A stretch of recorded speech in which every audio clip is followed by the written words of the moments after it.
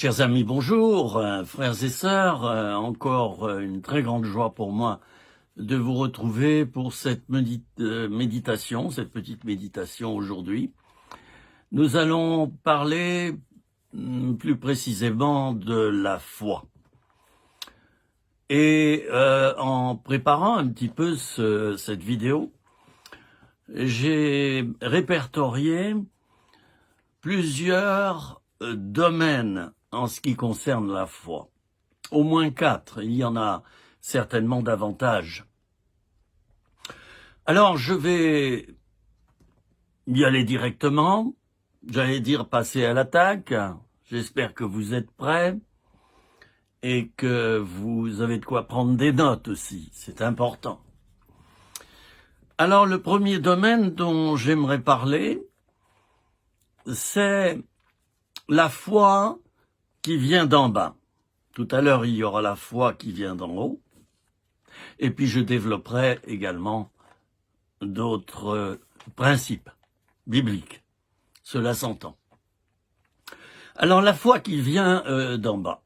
Le mot foi vient du latin fides, qui signifie confiance.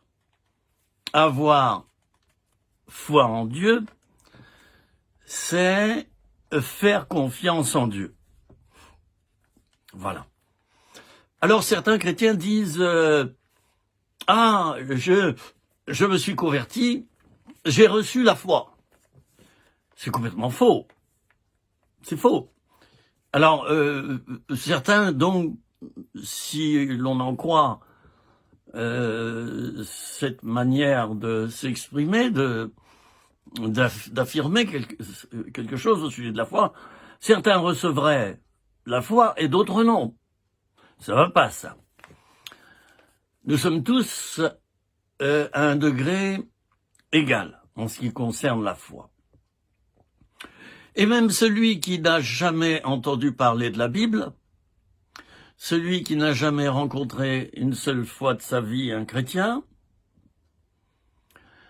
bref, celui qui n'a pas été en contact avec l'Évangile, j'imagine, dans des peuplades lointaines, dans des contrées lointaines, ça existe encore. Moi, je suis allé chez les Pygmées, en Afrique, dans des endroits reculés de la forêt. Et là, j'ai vu la préhistoire, en quelque sorte. Alors, il y a des coins reculés où, bien sûr, l'Évangile n'a pas été encore annoncé. Cependant, moi qui aime tellement la nature, la forêt, les animaux, les oiseaux, eh bien déjà, quand on est dans la forêt, je le disais l'autre jour dans une vidéo, quand on est dans la forêt, quand on passe 1 heure, 2 heures dans la forêt, seul, à méditer, en silence, à écouter les bruits de la forêt, seul face avec soi-même, eh bien au bout d'un moment, on sent une présence. Et je l'ai déjà dit, moi en tant que petit enfant, lorsque j'allais en forêt, et que j'y allais seul, puisque le week-end on allait souvent dans une petite ferme que mes parents avaient louée, on habitait à l'époque le centre-ville de Rouen, et puis on avait loué à Montigny, près de Rouen, une petite ferme, et il y avait de la forêt par là. Alors quelquefois, en tant qu'enfant, je partais tout seul dans la forêt. Je sentais, chers amis, une présence. Je regardais les arbres, les fleurs, les feuilles. Ça sentait bon, le terreau, l'humus.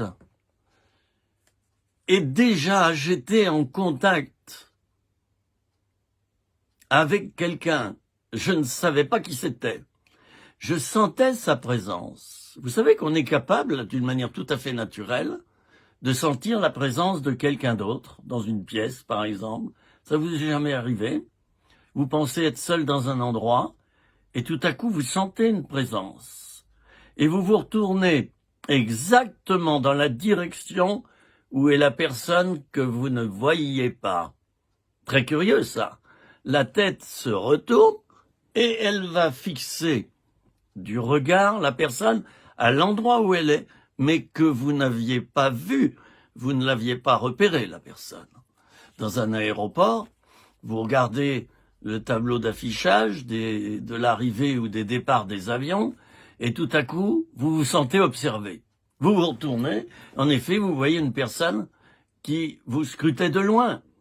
Et là encore, votre regard va se tourner instantanément exactement dans la direction de cette personne.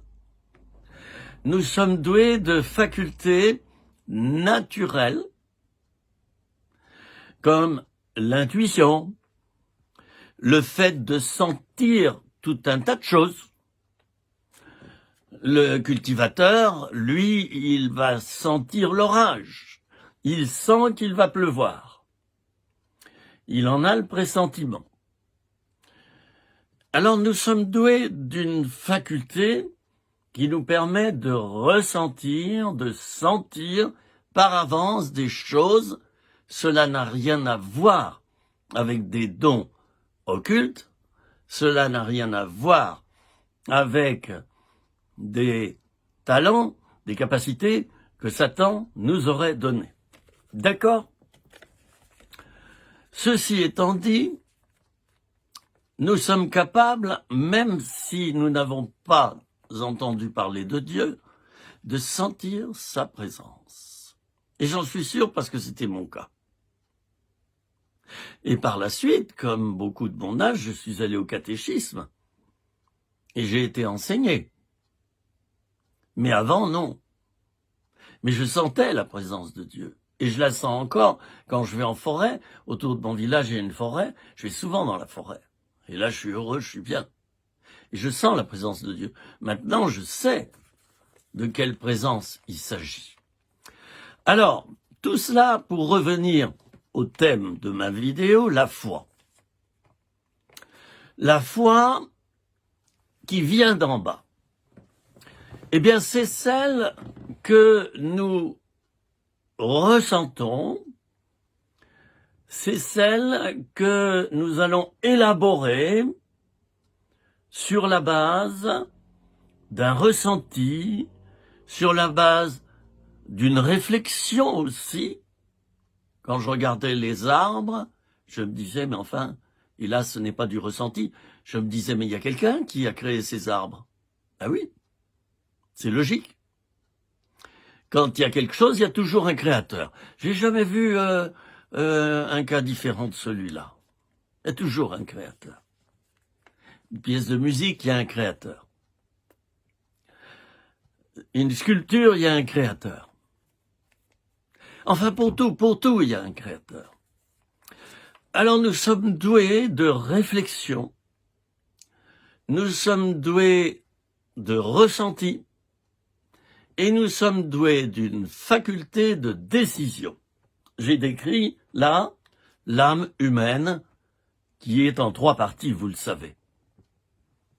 L'intelligence, les émotions, la volonté. La foi qui vient d'en bas, on l'appelle quelquefois la foi du charbonnier.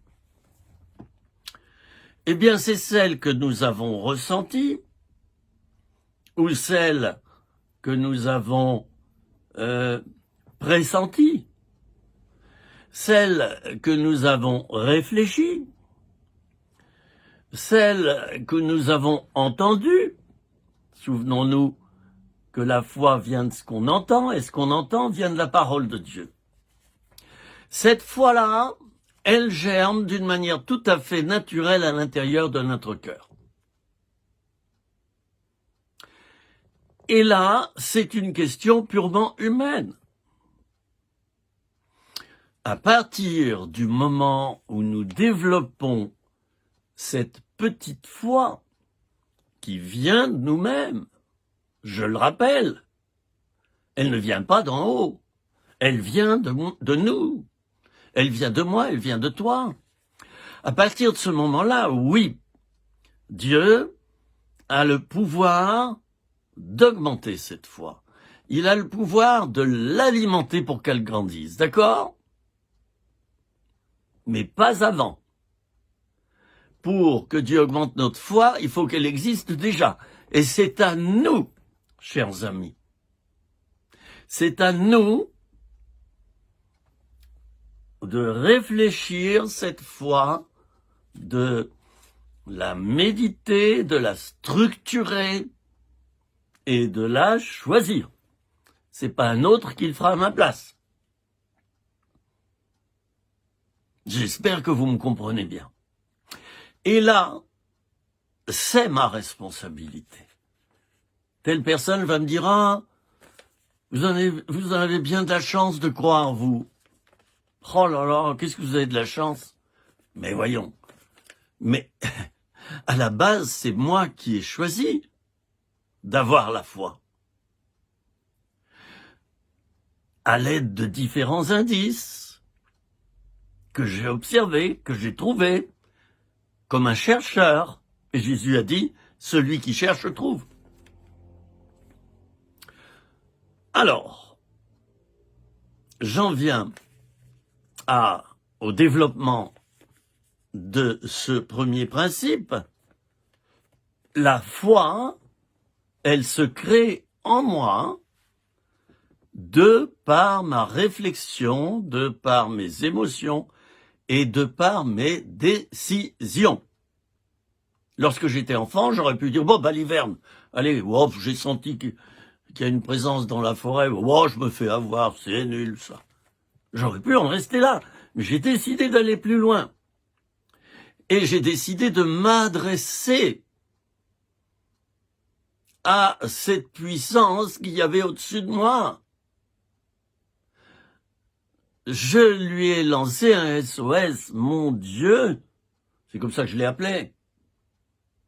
Toi qui es infiniment grand, toi le Créateur.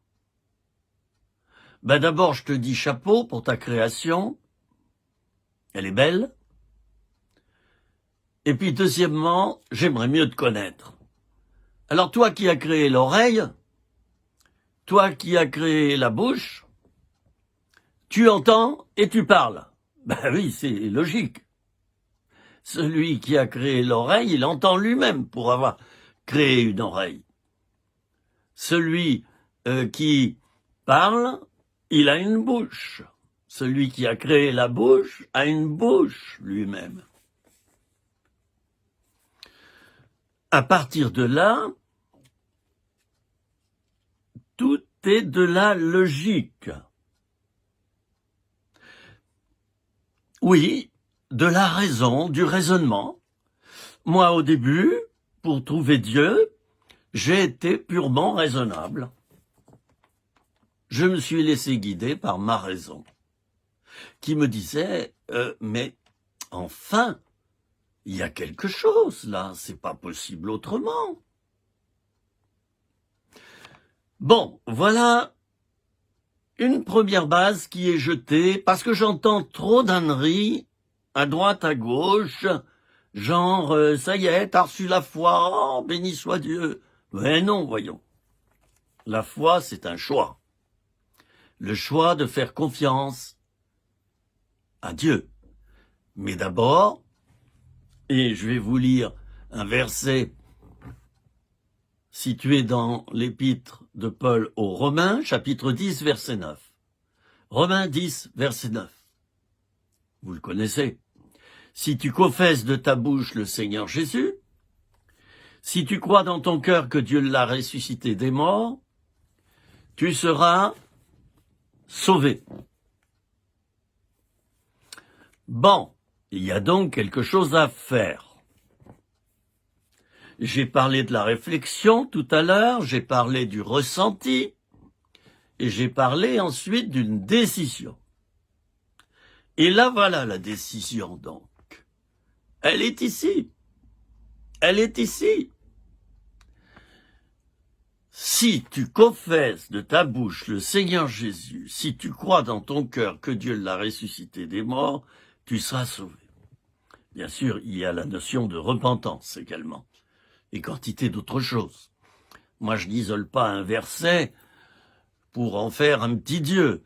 Je me nourris de la parole de Dieu dans son ensemble. Et voyez-vous, les sectes prennent naissance à partir du moment où on isole un verset de la Bible et où on le déifie, on crée à la suite une petite secte. Comprenez-moi bien. Il appartient à chacun de nous de croire ou de ne pas croire. C'est une décision, c'est un choix. Certains vont me dire, oui, mais enfin, j'ai pas pu le choisir, j'avais pas tous les éléments. Je suis désolé, moi je suis parti d'aucun élément. Simplement, j'ai contemplé le monde, la nature, la création. Et la création, c'est un énorme indice que nous a envoyé le Créateur.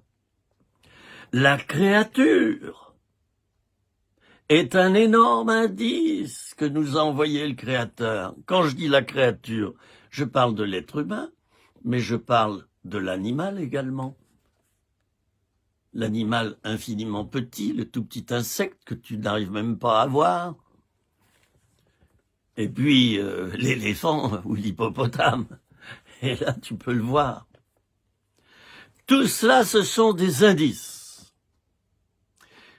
La création, le sol que je foule, a des milliers d'années, mes amis. Moi qui collectionne les morceaux de roche, j'en ai plein devant chez moi. D'ailleurs, les touristes qui passent, ils viennent admirer. J'ai des pierres qui proviennent de quantité d'endroits, y compris de Polynésie, d'Afrique.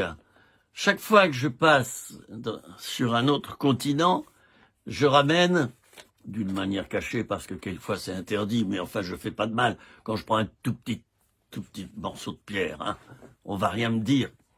Je ramène chaque fois cela, et devant chez moi, il y a une petite table, je suis dans un village, et il y a des rochers qui viennent de différentes parties de la terre, de différents sols. Et ces petits morceaux de rochers, si je devais les dater, je serais le premier à être impressionné. Nous foulons un sol vieux de millions d'années.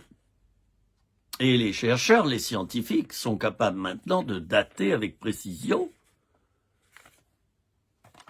ces rochers. Il y a des indices. L'amour est un indice. Moi, quand j'étais petit, j'étais très tourné vers l'amour. Donner et recevoir de l'amour. Déjà tout petit. Il y avait ça en moi. Et quand j'ai lu, avant ma conversion, quand j'ai connu la définition de Dieu, Dieu est amour, dira l'apôtre Jean dans l'une de ses lettres.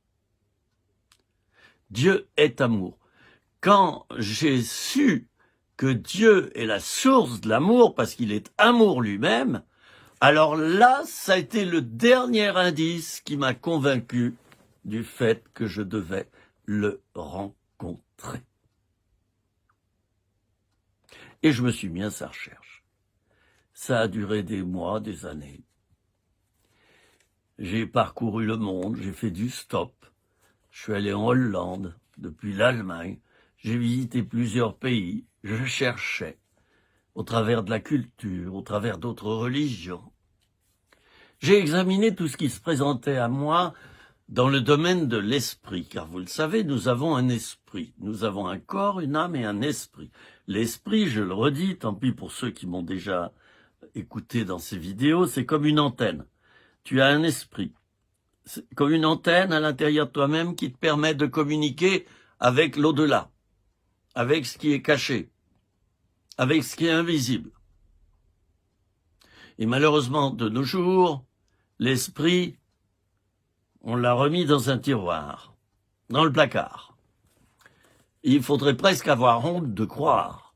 Les réseaux sociaux, de plus en plus maintenant, quand on annonce la couleur et qu'on dit qu'on est croyant, ça passe, mais c'est juste. J'imagine que dans quelques années, ça sera chaud.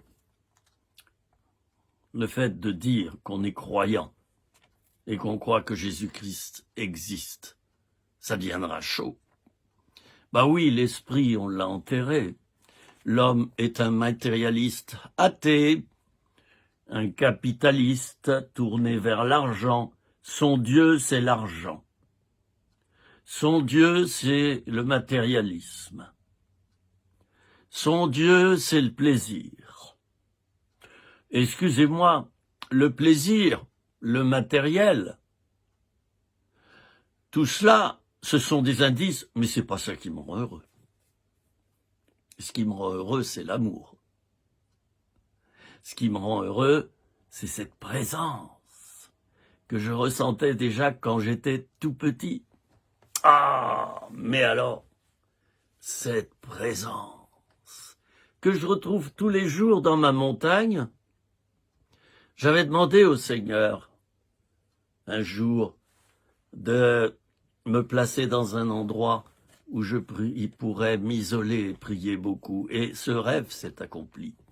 J'ai vécu 40 années de vie tellement riche en déplacements, en activités. Et tout à coup, voilà que Dieu fait en sorte que tout s'arrête. En quelques jours, quelques mois, et me voici tout seul. Je suis arrivé sur ma montagne, et là, j'ai connu la solitude. Solitude difficile au départ, mais par la suite, remplie de Dieu. À l'heure actuelle, je ne suis plus seul. Oui, je suis seul, je vis seul, pour différentes raisons que je n'ai pas à expliquer ici, qui me regardent ma vie privée. Je suis seul, mais finalement, 3 ans après être arrivé sur cette montagne, où je peux avoir une vie méditative, contemplative, j'aimerais vous dire que je ne suis plus seul. Je ressens plus du tout la solitude. C'est fini, cette période-là. Et autre chose, je suis très heureux. Je ne sais pas si vous le voyez, au travers de ces vidéos, si j'apparaissais comme ça, chers amis, frères et sœurs, nous allons parler aujourd'hui de la foi. J'en vois certaines vidéos comme ça, hein. Nous allons parler de la foi. Alors il est écrit dans la... Il est écrit que... Et Dieu... Moi ça me saoule, excusez-moi.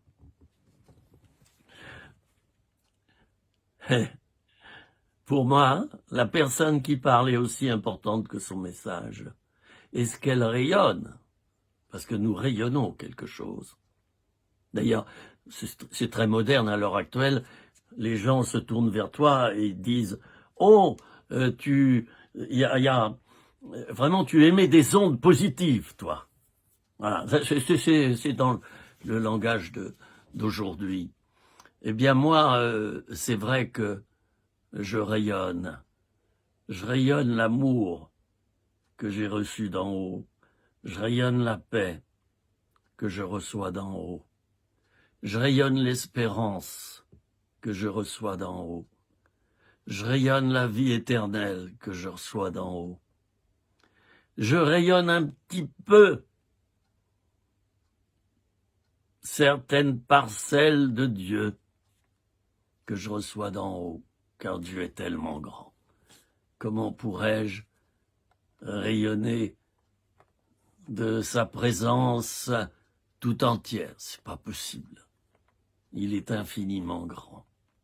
Quand je regarde le cosmos le soir, quand je regarde le ciel par beau temps, et d'autant plus en été, la nuit, il fait chaud, quand je regarde, je me dis, mais le Créateur doit être infiniment grand pour avoir créé une telle grandeur. Et en même temps, il prend soin du plus petit, de la plus petite dimension, puisqu'il veille sur des insectes. Je n'aurais jamais fini de mesurer Dieu, on ne peut pas le mesurer. On ne peut pas le mesurer. Je reviens à mon thème, la foi, et je vais conclure sur cette première partie, non pas de la vidéo, mais cette première partie de mon thème. La foi, ça vient d'en bas d'abord. C'est une décision après réflexion, après ressenti. Ça prend du temps et tout à coup, voilà qu'on se tourne vers celui qui est au-dessus de nous. On ne connaît pas son nom, on ne sait pas qui il est, mais on commence à s'adresser à lui. Et si on a la chance d'avoir une Bible à la maison, on commence à lire les évangiles et là, on a d'autres indices. Voilà, je commence à m'élever vers Dieu. Je suis pas prêt encore pour la conversion, je suis en recherche. Mais je m'élève. Et là, alors, le Saint-Esprit, venu d'en haut, et qui d'ailleurs est sur la terre, le Saint-Esprit qui était là à la création, et qui stagnait au-dessus des eaux, le Saint-Esprit là va m'influencer. Il voit cette foi que j'ai, et là, il va m'influencer d'une manière qui restera invisible, cachée. Il m'influence. À cause de mon choix, il n'exerce pas de pression. Il ne me force pas, mais il va m'influencer. Il va influencer mes pensées, mes émotions, ma volonté. Et voilà que je chemine.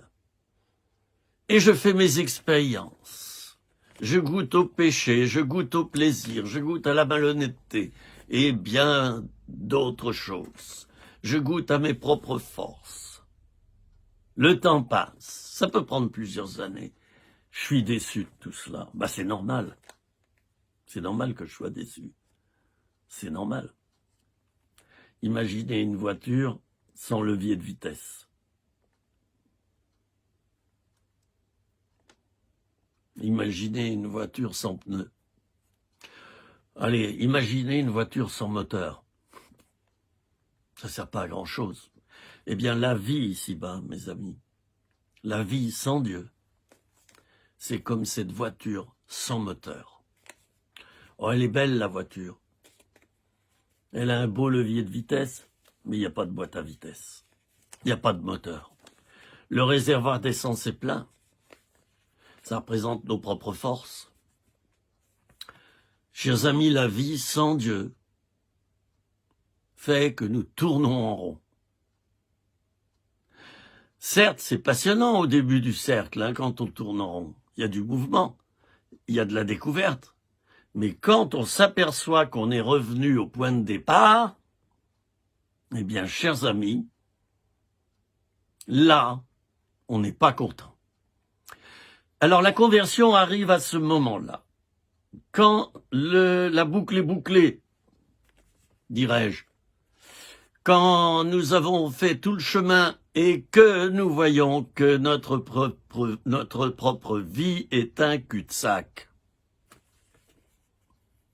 là nous commençons à comprendre. Oh mon Dieu, je ne t'ai pas incorporé dans ma vie. Excusez-moi. Je ne t'ai pas incorporé dans ma vie. Mon Dieu. Pardon. Je demande pardon pour mes péchés. Je te reconnais comme Père. Je te reconnais comme Maître. Je te reconnais comme Sauveur. Tu es mon coach. Seigneur, je t'accepte dans ma vie. Je confesse ton nom. Je me donne à toi. Ah, mes amis. Certains diraient bonté divine, ça c'est la conversion. La nouvelle naissance, elle se produira lorsque j'aurai capitulé par rapport à mes propres forces, lorsque j'aurai décidé de renoncer complètement à moi-même et lorsque je naîtrai de nouveau, comme Nicodème. Il n'était pas encore né de nouveau. Et Jésus lui dira, il faut que vous naissiez de nouveau. Es-tu né de nouveau?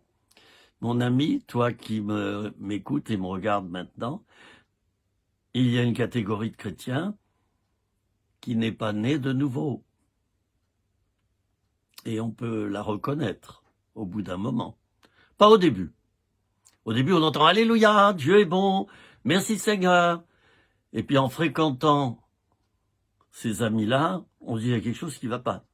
Dans la semaine, ils n'écoutent qu'eux-mêmes. Ils font leur propre volonté, pas la volonté de Dieu.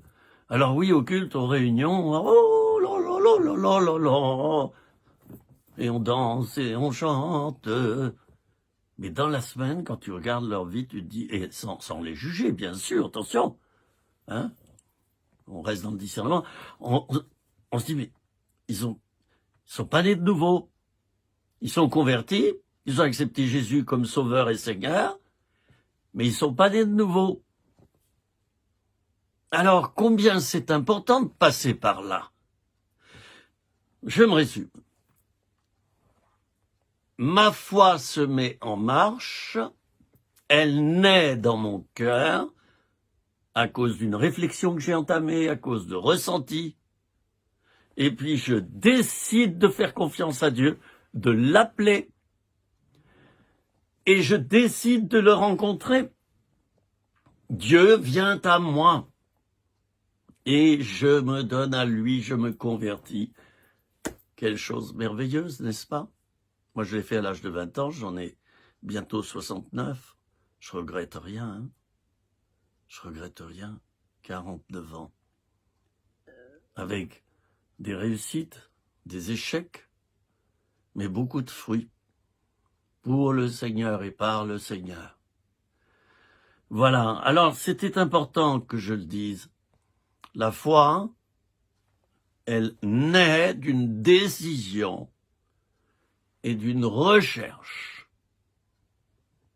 Cette recherche durera chez certains des années, ça peut durer 20 ans, 30 ans, aussi bien que 3 mois.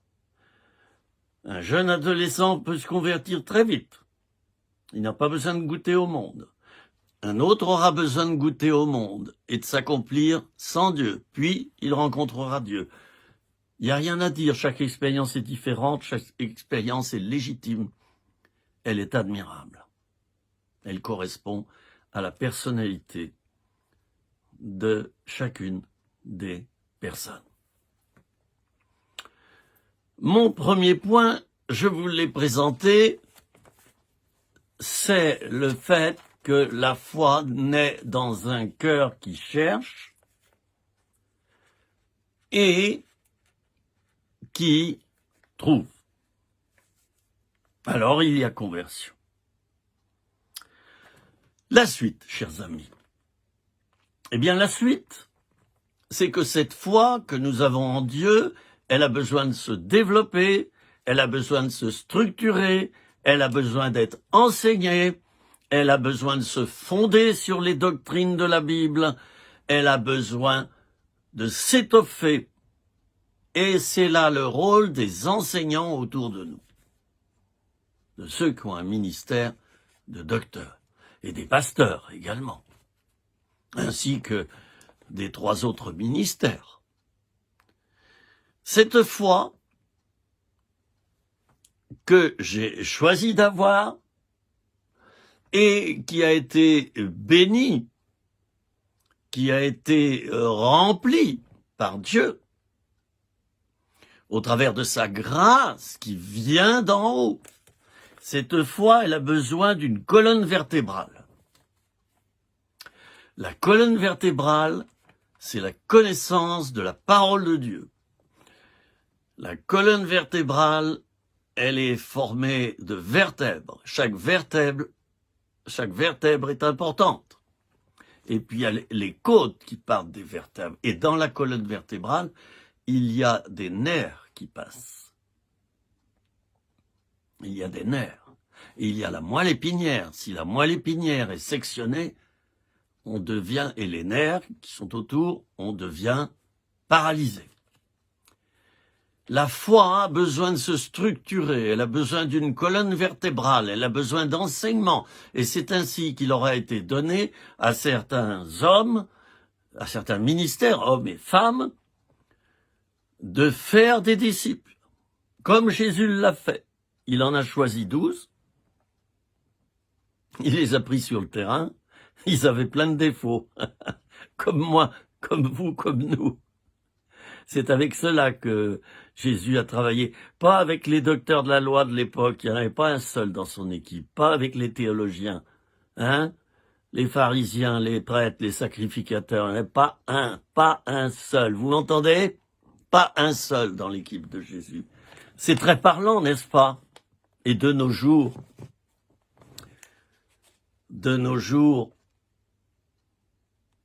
c'est un petit peu la même chose. J'ai rencontré des théologiens qui fument comme des pompiers. Je me disais, mais attends, voir, j'étais obligé de faire comme ça avec la fumée. Je me disais, mais où est Dieu dans leur vie? Ben, ils savaient même pas s'ils croyaient en Dieu, d'ailleurs. Et ils me l'ont dit. Bon, ça pose question. Jésus a choisi des hommes simples et des femmes. Certes, il n'en a pas incorporé dans son équipe, mais attention, il était entouré de femmes. Beaucoup entouré de femmes. Certains disent, oui, il n'a pas pris dans son équipe, il était misogyne. Jésus circulait avec toute une équipe de femmes qui l'aimaient. Il était sensible aux qualités des femmes. Il aimait les femmes. Et sois béni, toi, ma sœur, qui regarde cette vidéo. Tu as du prix aux yeux de Dieu. Jésus était servi par les femmes, était encore plus proche des femmes, parfois, que de ses disciples, au point que c'est à des femmes qu'il va annoncer sa résurrection en premier. Là encore, c'est très parlant. C'est très, très parlant.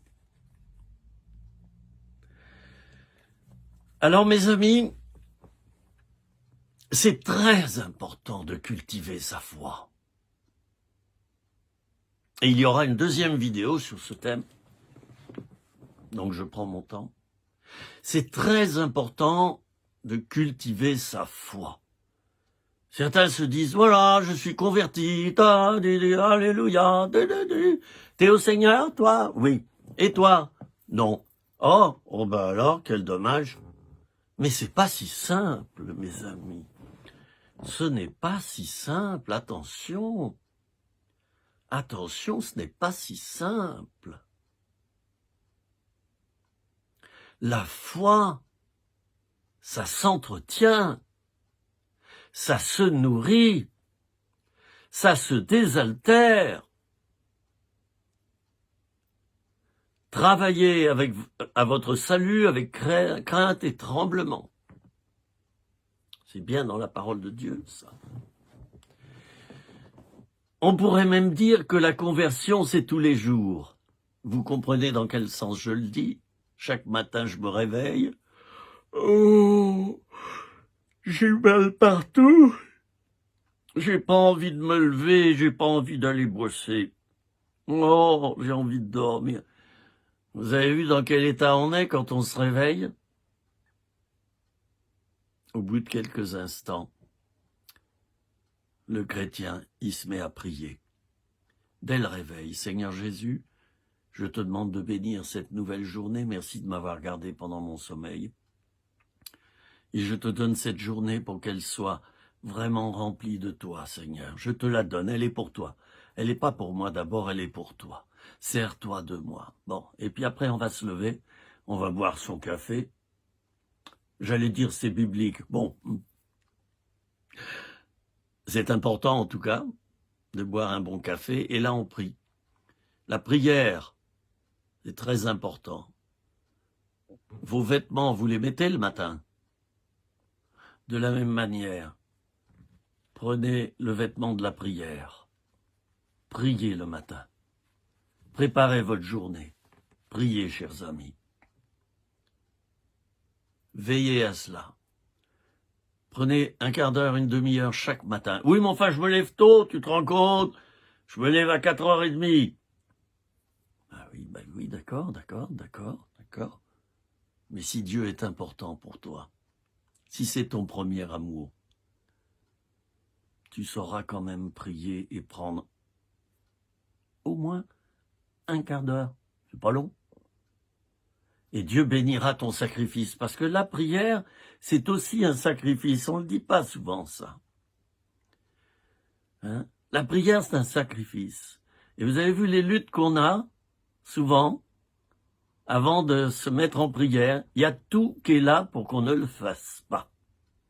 Nos pensées se culbutent. Dans la journée, le téléphone sonne ou ça sonne à la porte et tout. C'est un combat. Ben, bien sûr, il y en a un qui veut pas que tu pries. C'est Satan, l'adversaire de ton âme.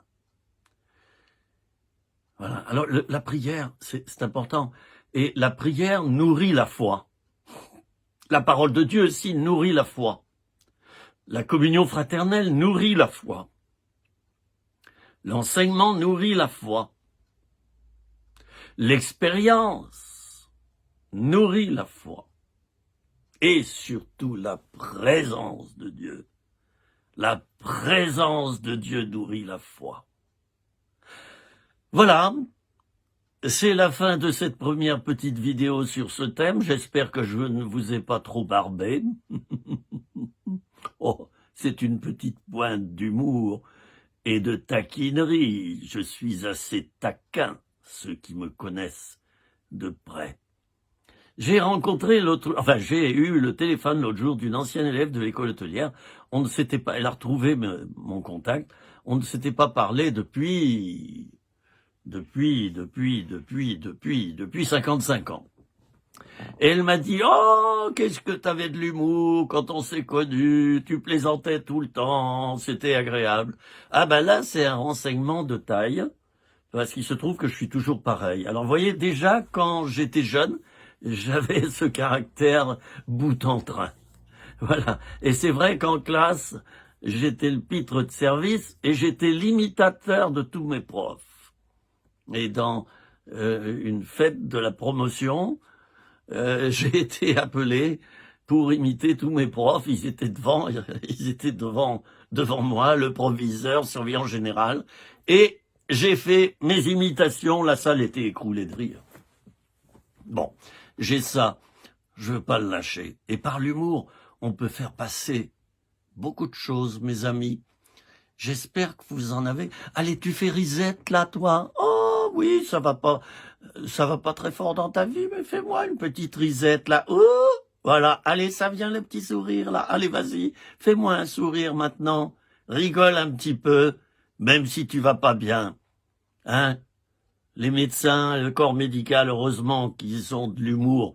Parce que sinon, avec ce qu'ils voient, avec les scènes qu'ils voient, les scènes si difficiles, heureusement qu'ils ont de l'humour, heureusement qu'ils rigolent. Alors toi,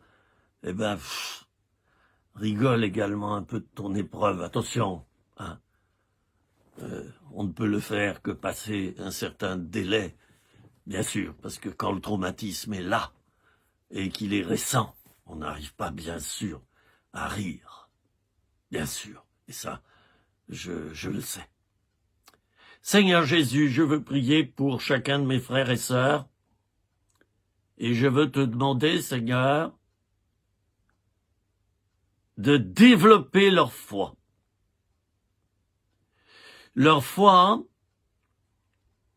c'est comme la colonne vertébrale de leur vie spirituelle. Et cette colonne vertébrale, si elle ne bouge plus, elle va se souder et elle servira pas à grand-chose.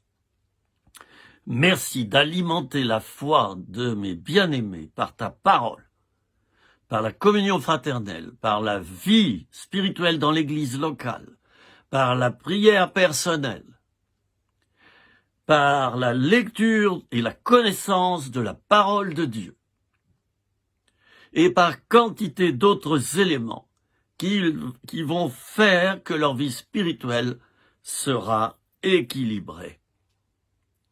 Elle sera un merveilleux combat qui mènera à la victoire. Amen. Bon, allez, je vous laisse, hein? C'est la première fois que je peux faire cette année une vidéo avec une petite chemise. Avant, j'avais des gros pulls. Bah oui, ça y est, le beau temps est arrivé début juin. Vous vous rendez compte, cette année, on est en 2021. Voilà. On a eu de la pluie et du froid jusque ces jours-ci. On est le 1er juin, là. Voilà, ça fait du bien d'avoir une toute petite pelure. Bon, alors, ne ronchonnez pas sur votre épreuve, d'accord? Ne vous plaignez pas trop, sachez qu'il y a plus souffrant que vous, il y a des épreuves plus importantes que la vôtre, et essayez de vous dérider, essayez de vous détendre et de positiver. Voilà, Dieu vous aidera à traverser la souffrance. Je vous dis à bientôt pour la suite de cette vidéo sur la foi. Voilà, au revoir, à bientôt. Voilà, chers amis, nous reprenons dans cette nouvelle vidéo le thème de la foi. Dans une première vidéo, je vous ai expliqué, j'ai essayé de vous expliquer que la foi, ça descend pas tout seul d'en haut. Je fais 10% et Dieu fait le reste. Les 10%, qu'est-ce que c'est? Je l'ai expliqué. Regardez la précédente vidéo si vous ne l'avez pas encore faite. Qu'est-ce que c'est que ces 10%? Eh bien, c'est se mettre à la recherche de Dieu. C'est chercher des indices, c'est réfléchir, c'est ressentir, c'est raisonner, cogiter. Voyons, est-ce qu'il y a un Dieu ou pas? Ça s'est créé tout seul, tout ça? Il y en a qui se disent, ah, voilà, ça s'est créé tout seul. Ah oui, comme toi, alors peut-être. Tu t'es créé tout seul, toi? Oh. T'en as ben de la chance, hein? Non, c'est pas une chance. Hein? On est d'un père et d'une mère, on n'est pas tout seul. Seulement ce monde veut nous faire croire de plus en plus qu'il n'y a pas besoin de père et de mère. Ou alors, bon, je me tais à ce sujet-là. Vous savez pourquoi? Parce que la sang, bien sûr, veille, malheureusement. Et on ne peut pas dire ce qu'on veut dans notre beau pays de France et de Navarre. Eh oui, on nous cloue le bec, quelquefois. Et on nous punit. Je le dis avec le sourire. Des coups de règle. Parce que vous avez dit ça et ça. Il n'est pas autorisé de dire cela. C'est ça la pensée unique. Bien. C'est pas le thème de ma vidéo. Le thème de ma vidéo, c'est de continuer à parler de la foi. Donc la foi, disais-je, elle vient d'en bas d'abord. Je décide de croire. Je décide de porter crédit au fait que Dieu peut exister ou pourrait exister. Je fore à l'intérieur de moi-même, je creuse, je réfléchis, j'examine différentes éventualités, je cherche. Et puis, après un certain nombre de mois ou d'années, je fais un choix. Dieu existe, je veux le rencontrer. Alors on se met à crier à lui, on se met à l'appeler, on lui demande de se révéler. On a déjà des indices, quelqu'un nous a donné une Bible peut-être, on a commencé à lire la Bible, on veut savoir si c'est vrai, alors on prie Dieu, on lui demande de se révéler dans notre vie. Et il le fait. Il n'y a pas de prière plus exaucée que celle-là. Mon Dieu, si tu existes, révèle-toi à moi. Si on le dit sincèrement, si on fait cette prière avec beaucoup de sincérité et de profondeur, Dieu répondra. Quand il le voudra, au bon moment, parce qu'il sait quel est le bon moment pour nous rencontrer. Il sait, il choisit ce moment. Bon, alors, je le disais dans cette première vidéo, la foi, c'est pas d'abord un don du ciel. Non. N'écoutez pas ceux qui vous disent ça. La foi, c'est d'abord, après mûre réflexion, un choix, celui de croire que quelqu'un a fait ce monde, a créé ce monde, et qu'il est toujours là, et qu'il dirige les choses, il contrôle toujours les choses. Si j'ai cette foi-là, alors Dieu répond. Il va entretenir et augmenter ma foi, d'accord? Il va l'augmenter, cette foi. Mais d'abord, j'ai un choix. J'ai une responsabilité, celle de croire ou de ne pas croire. Je discute avec des centaines de personnes, et lorsque je parle de Dieu, certaines me disent « Oh non, moi je suis athée. Je ne crois pas. » Si ces personnes savaient qu'à cet instant, leurs paroles sont enregistrées par Dieu lui-même. Bon, certaines disent ça un peu à la légère, mais d'autres le disent pas avec légèreté, mais avec profondeur. Non, je ne suis pas croyant du tout. Dieu n'existe pas. La mort, on s'arrête de vivre, et puis c'est tout. Je profite de mes dernières années, et basta, terminé. Attention les amis, tout cela c'est enregistré, et quand on passera devant le tribunal de Dieu, ces paroles qu'on aura prononcées, alors qu'on voulait nous parler de lui, on voulait nous convier à la vie éternelle, au pardon des péchés et à la bénédiction. Ces paroles par lesquelles tu as dit non à ce cadeau que Dieu voulait te donner, elles auront été enregistrées et on les ressortira des archives. Mais ça sera trop tard. Certains auront eu 10 fois, 100 fois, 1000 fois l'occasion de se convertir, et 1000 fois, ils auront dit non. Tout ça, c'est enregistré. Quand on va mourir, c'est le corps qui va mourir. L'âme et l'esprit vont monter vers Dieu, et là, on va comparaître devant lui. On va comparaître devant lui. Et nos choix se révéleront. Ne croyez pas que c'est d'abord Dieu qui va vous rejeter, ou pas. C'est vous qui vous serez auto-rejeté, ou pas. C'est vous qui aurez dit non. Dieu, tu m'offres un cadeau, je veux même pas déballer les ficelles, je veux même pas les enlever, je veux même pas déballer le papier, je veux même pas voir ce qu'il y a dedans, parce que j'y crois pas que ce soit un cadeau. T'as décidé ça. C'est une grande responsabilité que tu as prise là, de dire non. Non à l'amour, non à la paix, non à la joie, non à la grâce, non au pardon des péchés, non à la vie éternelle. C'est une grande responsabilité. Personnellement, moi j'ai dit oui. Mais je n'aimerais pas être à ta place, ami qui me regarde et qui est peut-être athée, incroyant, pour qui j'ai le plus grand respect. J'aimerais pas être à ta place. Et là, j'exerce pas de pression auprès de toi. Mais j'aimerais parler à ton cœur. Tout ce que tu auras fait sur cette terre, tout ce que tu auras dit, les décisions que tu auras prises ou pas, les rejets que tu auras faits ou pas, sont enregistrés. Et tu auras l'air malin.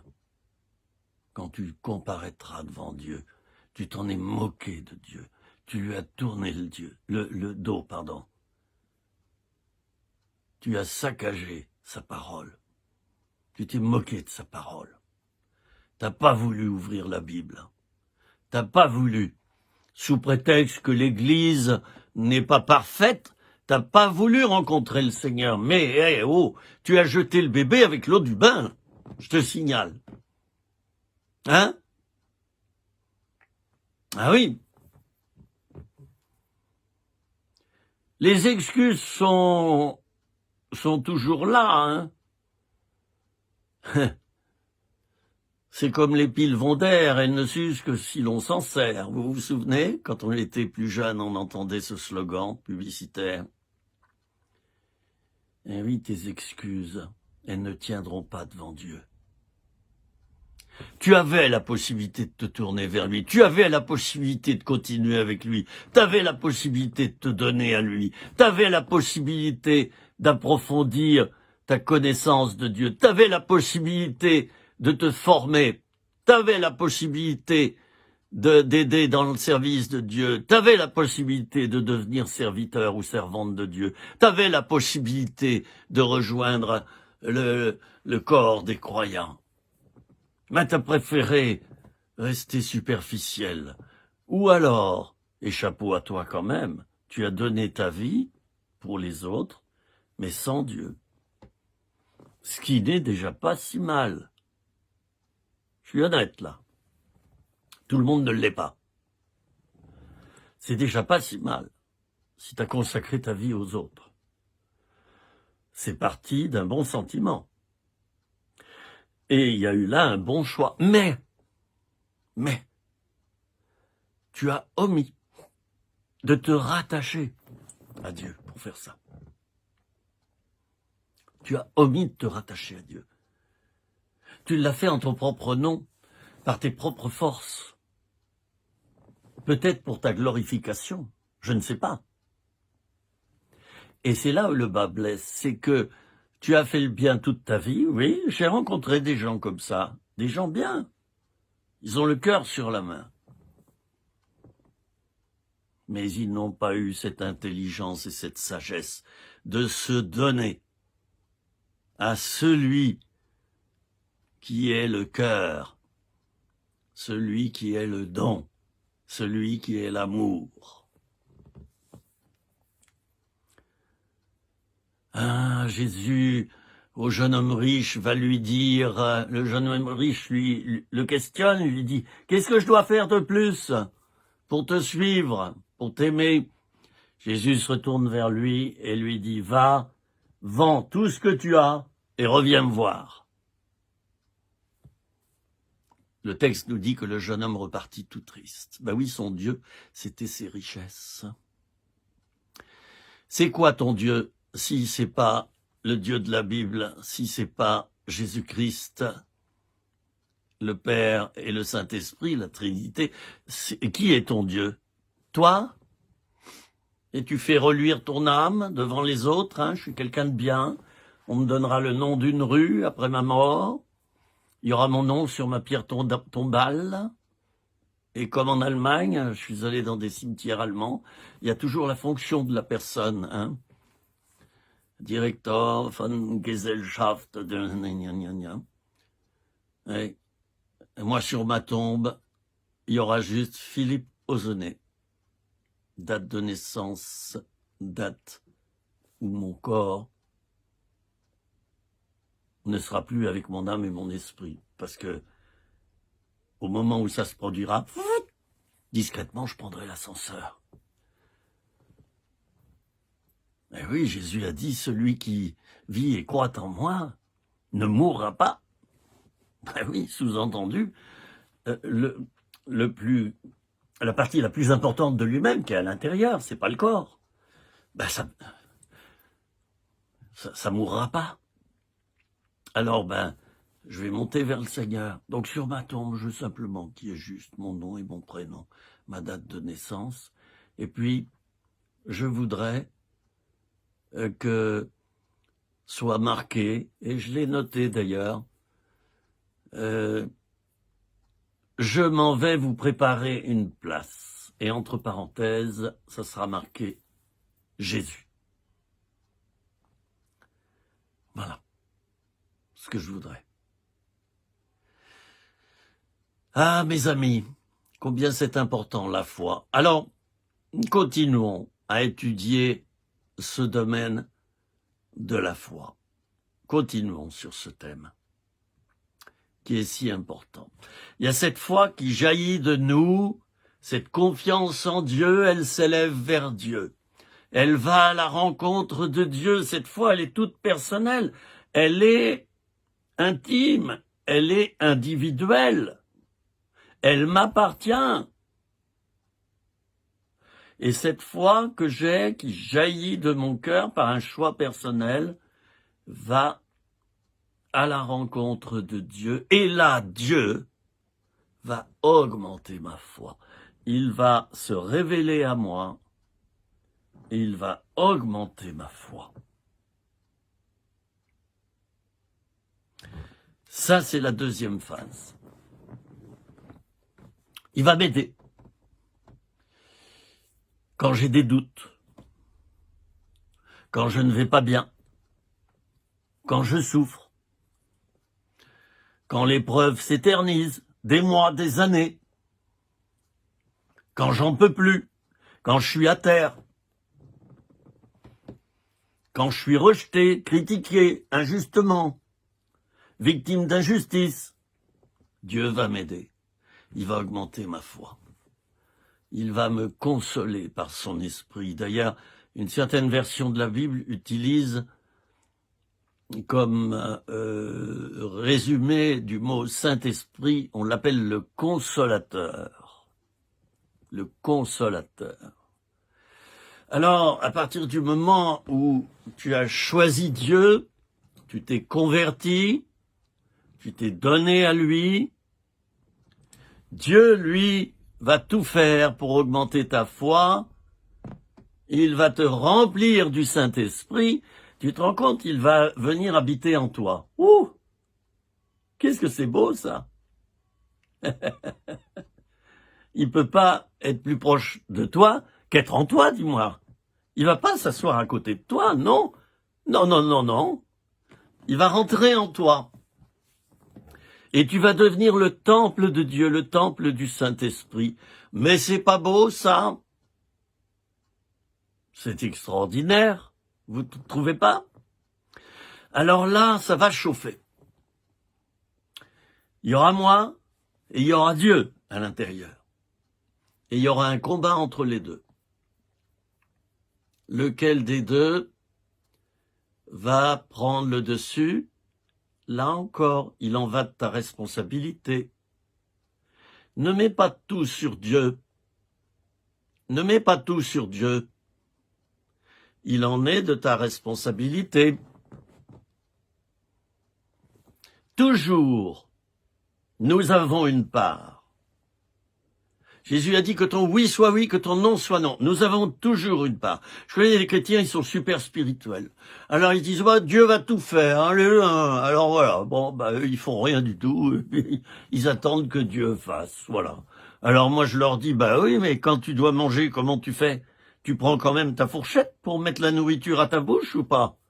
Alors il me répond, oui. Tu sais ce que tu es en train de demander à Dieu? Tu es en train de demander à Dieu de tout faire. C'est-à-dire, il faudrait que ce soit lui qui prenne la fourchette et qui te la mette dans la bouche. Non, mais ça va pas ou quoi?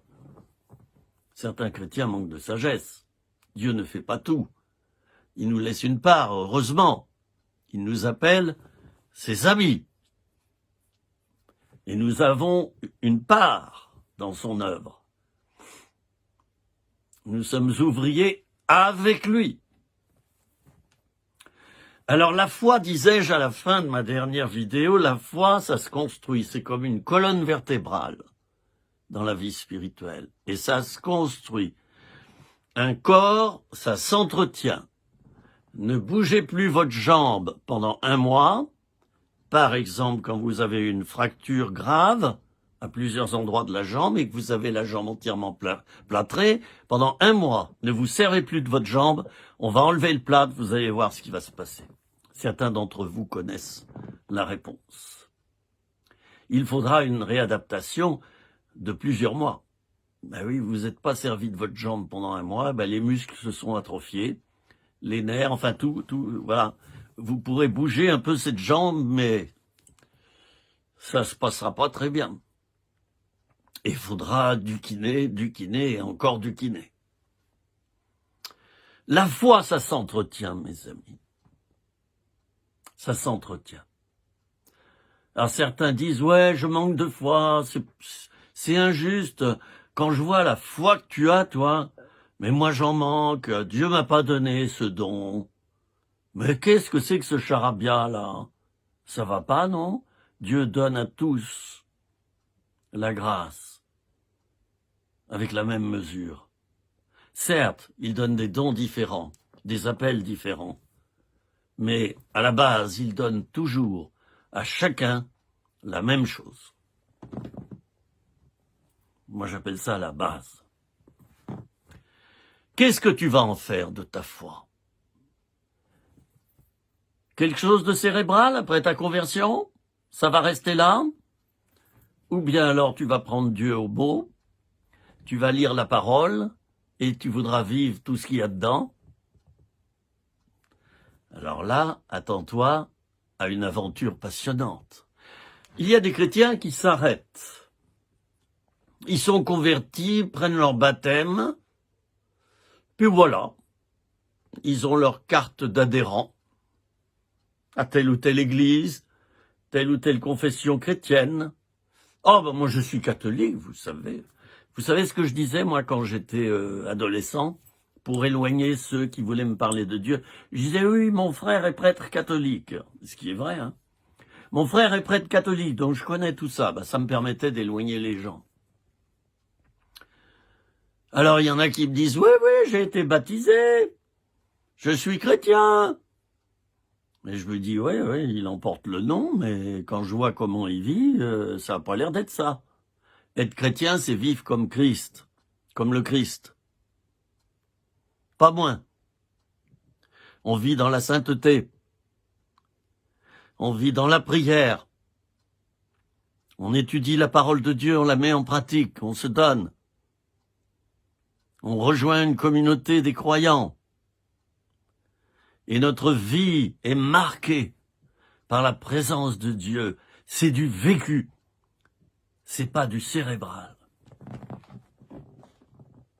Les chrétiens cérébraux, parlons-en, connaissent tout par cœur. Et ça s'arrête là.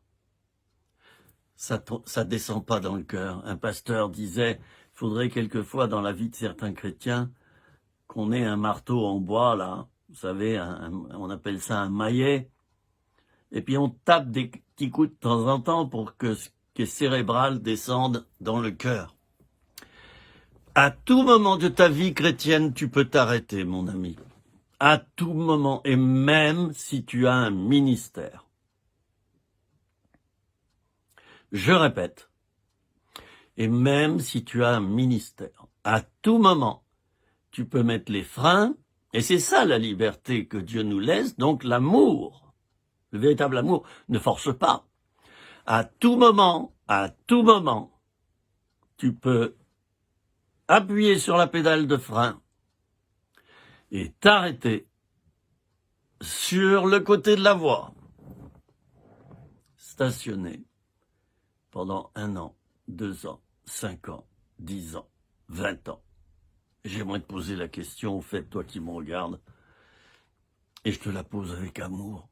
Qui suis-je pour pénétrer dans ta vie? Je veux pas être intrusif, mais simplement, en tant que frangin, en tant que frère, j'aimerais te poser la question. Est-ce que tu penses que tu t'es arrêté? Ou est-ce que tu vis toujours dans le feu de la présence de Dieu? Est-ce que tu vois sa main agir? Est-ce que tu marches par l'esprit? Est-ce que tu entretiens le feu pour Dieu? Est-ce que tu mets des bûches dans le feu? Est-ce que chaque semaine qui passe, tu fais des expériences nouvelles? Tu apprends des choses nouvelles? La foi, c'est une mise en pratique. Une mise en pratique. C'est une démonstration. C'est une démonstration. Et l'épître aux Hébreux est formelle.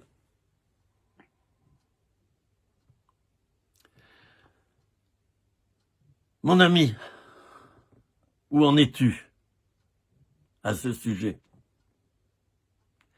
Es-tu toujours sur le front? Ou bien alors dodo l'enfant d'eau, l'enfant dormira bien vite. La routine. Église, Bible, un petit peu de prière. Alléluia, Dieu est avec moi. Puis ça te suffit. Puis tu vis ta vie, tu fais ta volonté, tu fais tes petites dépenses, tes petits loisirs, tes petites vacances. Tu pousses et tu nettoies ta petite voiture avec ta petite peau de chamois. Tu entretiens ta petite santé, ton petit bronzage en été. Tu apprends quelques petits versets bibliques par cœur.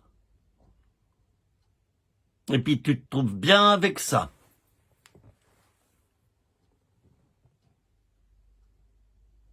Les apôtres ont remis de l'ordre dans tout ça. Ils mettaient en pratique. Il y avait sans cesse des miracles, des guérisons. Il se passait toujours quelque chose à leur contact. Et quand tu marches avec Dieu et que tu es né de nouveau, ça veut dire que tu fais la volonté de Dieu. Tu es né de nouveau. Tu ne vis plus pour toi, mais tu vis pour Dieu. Voilà. C'est la deuxième naissance. C'est la nouvelle naissance. Eh bien, quand tu vis pour Dieu, il se passe toujours quelque chose. Parce que Dieu est toujours créateur de quelque chose. Il provoque toujours de l'effervescence. Et là où tu es, Christ est également. Il se passe quelque chose. Est-ce que tu vis dans cette dimension de foi? Là est la question. La foi est l'assurance des choses qu'on espère, une démonstration de celles qu'on ne voit pas. La foi est une assurance. C'est bien, mais ça ne suffit pas. La foi, c'est une démonstration des choses qu'on ne voit pas. Une démonstration. Montre-moi ta foi par tes œuvres, dira l'apôtre Jacques. Et moi, j'aurais envie de te dire, montre-moi ta foi par ce qui se passe autour de toi et en toi dans ta semaine. Montre-moi ta foi. S'il n'y a rien qui se passe, jamais rien qui se passe dans l'année, tu témoignes pas, ça ne bouge pas là où tu es, il n'y a rien qui se passe dans ta famille, il n'y a rien qui se passe dans ta vie spirituelle, bah dis-moi, moi je m'inquiète un petit peu là. Hein.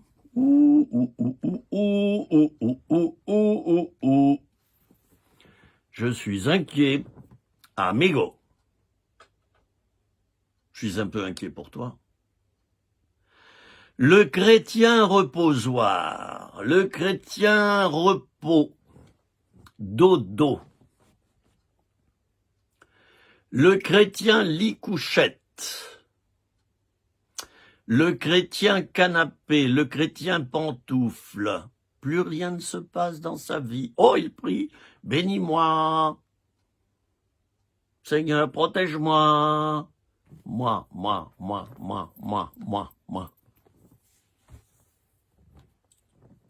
Je suis désolé, mais la dimension de ta foi, elle est égoïste. Je suis pas en train de te juger, attention, je suis en train de t'exhorter, c'est différent, attention. Certains vont dire, oui, critique, lui, il se prend pour qui, là? Hein? Il se croit meilleur que nous? Non, c'est le contraire. C'est vrai. Je me sens pas supérieur à toi, mon ami. Mais où en es-tu dans ta foi? La foi, c'est comme un feu qu'on entretient. Et quand on entretient un feu, on jette des bûches dedans régulièrement. Et à partir du moment où on ne le fait plus, le feu s'éteint. Ta foi s'est-elle éteinte? Elle s'est éteinte, ta foi? Prie pour qu'elle se ranime. Et pour qu'elle se ranime, fais déjà tes 10% pour ça. Et puis demande à Dieu de reflanquer le feu spirituel dans ta vie. Ça arrive à tout le monde. Ça m'est arrivé aussi. Ça m'est arrivé. Prends pitié de moi, Seigneur. Je me suis détourné de tes voies. Prends pitié de moi, Seigneur. Pardon. Je me suis refroidi. J'ai pas entretenu le feu. Je suis resté paralysé dans ma foi. Je l'ai pas entretenu cette foi. Et tu n'as pas pu augmenter ma foi, tu n'as pas pu la multiplier, puisque moi-même, je l'ai divisée par 2, par 10. T'as pas pu la multiplier, bah oui. Nous avons tous une responsabilité, frères et sœurs. C'est de vivre dans la présence de Dieu. Et d'être rempli de cette présence. D'obéir à Dieu. Et là, nous porterons du fruit. Le fruit, sur l'arbre fruitier, il réfléchit pas, hein. Vous imaginez une poire, elle réfléchit. Oh, il faut que je pousse. Alors la poire, elle réfléchit, puis elle pousse. Oh, vous l'entendez d'ailleurs. Elle pousse, elle pousse. Elle pousse, la poire. Oh, les arbres fruitiers, quand vous allez sur un terrain où il y en a plein, vous entendez tous ces gémissements. Ils sont en train de pousser. C'est naturel, le fruit. Il vient tout seul à maturité. Il y a d'abord une fleur, et ensuite il y a le fruit. C'est naturel, c'est la sève qui crée tout ça, et qui fait que ça se développe. Le fruit, dans ta vie, il arrivera tout seul. S'il y a la sève du Saint-Esprit à l'intérieur de toi-même, le fruit arrivera tout seul. Tu n'auras pas besoin de pousser, de crier, de le susciter, de le créer, ce fruit. Il viendra tout seul à maturité. Alors voilà un souci de moins. Le souci du fruit que tu vas porter. Ça viendra naturellement si tu entretiens ta vie spirituelle, si tu pries tous les jours, si tu mets le Seigneur en premier dans ta vie. Si tu mets le Seigneur en premier dans ta vie, alors il fera des choses surprenantes, des choses merveilleuses. Et tu porteras un fruit extraordinaire. C'est cela la volonté de Dieu pour toi. Toi, tu as reçu le salut. Deviens un porteur de salut pour les autres. Et que tu te multiplies par 10, 100, 1000, 100 000, 1 million, 1 milliard. C'est ce que Jésus a fait au travers de sa mort. Et je n'hésite pas à dire qu'à cause de son obéissance, des millions de personnes ont été sauvées. Par ton obéissance, tu permettras que Dieu touche peut-être des milliers de personnes. Qu'en sais-tu? Tu me dis, oh bon non, moi, oh bon non, d'abord je suis jeune, ou je suis trop vieux, ou je connais pas assez bien la Bible, etc. Bah, ouais. Mais qu'en sais-tu? Au travers de ton obéissance, peut-être ce sont des milliers d'âmes qui se donneront au Seigneur. Tu deviendras un sauveteur qui transmettra le salut au travers du Sauveur. C'est pas beau ça? Ça mérite vraiment que tu réfléchisses. Ça mérite que tu cogites et que tu redonnes ta vie au Seigneur. Tu ne penses pas? Moi, je crois que oui. Je crois que oui, et nous allons bientôt prier ensemble, chers amis. Et j'aimerais que plusieurs d'entre vous, qui avez vu ces 2 vidéos, ou peut-être cette deuxième vidéo, vous redonniez votre vie au Seigneur aller jeter des bûches dans le feu. C'est à vous de le faire. Vous demandez à Dieu de le faire. Mais qu'est-ce que c'est que ça? C'est pas lui qui entretient le feu d'abord, c'est toi. Et lui, bien sûr, il va rajouter ce qu'il faut aussi pour que ça flambe. Mais c'est d'abord à toi de jeter les premières bûches. Nous allons prier maintenant. Et j'espère que pendant ce petit moment de prière, plusieurs parmi vous allez vous redonner au Seigneur. Il a besoin d'ouvriers. Les temps sont courts, chers amis. Il a besoin d'ouvriers, le Seigneur. Nous sommes son corps, il est la tête. Dieu a besoin de son corps pour bénir l'humanité. Le temps presse, n'attends pas. Prions ensemble, Seigneur Jésus. Je prie pour que maintenant tu touches plusieurs personnes qui auront regardé ces 2 vidéos sur la foi. Seigneur, touche-les. Que le Saint-Esprit descende maintenant dans le cœur de ces personnes et ranime ce qui est mort. Ranime ce qui est éteint. Esprit de Dieu maintenant, souffle sur la vie de ces personnes. Il y a encore des braises, mais il n'y a plus de feu. Alors souffle pour ranimer le feu. Je t'en remercie, Seigneur. Fais que plusieurs deviennent des porteurs de salut, des sauveteurs par rapport à leurs frères et sœurs. Et en tant que sauveteurs, ils amèneront le Sauveur. Merci, Seigneur. Amen. Mon ami, si tu as prié avec moi maintenant et que ta décision est profonde,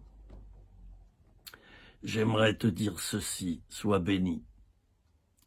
Attends-toi à un bouleversement dans ta vie qui va arriver progressivement. Dieu aura écouté ta prière. Dieu aura écouté ta prière. Il t'a exaucé. Marque-le sur une feuille, s'il te plaît, la date d'aujourd'hui. Marque-le. Et marque la prière que tu as faite, parce que le Seigneur va le faire. Et il est important que tu laisses une trace. Alors marque-le. Et ne sois pas surpris si dans les mois qui suivent, tout à coup, tu découvres qu'il y a en toi des étincelles.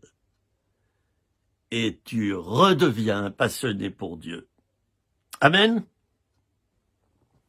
Ah, que je serais heureux d'apprendre, et vous pourrez me témoigner en message privé. Je serais heureux d'apprendre si vous vous êtes redonné au Seigneur. Vous pouvez retrouver ces vidéos sur ma chaîne YouTube. Vous allez sur le site de YouTube. Vous tapez Philippe Auzenet, A-U-Z-E-N-E-T. Vous avez accès à 150 bientôt vidéos d'enseignements sur quantité de thèmes, et puis des vidéos tournées dans la nature, des vidéos qui durent 10 minutes, parfois une demi-heure, 45 minutes ou plus. Il y en a pour tous les goûts et pour tous les besoins. N'hésitez pas à vous inscrire, c'est gratuit. Vous vous abonnez, vous cliquez sur le bouton « Je m'abonne », c'est gratuit. Et fréquentez ce site, écoutez la parole, non pas pour voir ma trombine, mais pour que Dieu soit glorifié. Amen. Je vous embrasse, je vous aime. Allez de l'avant. Dieu a besoin de toi, mon ami. Il a besoin de toi. Alors, ne résiste pas. Donne-toi ou redonne-toi à lui. Amen. À bientôt les amis pour de nouvelles petites vidéos. Je vous salue avec tendresse et affection.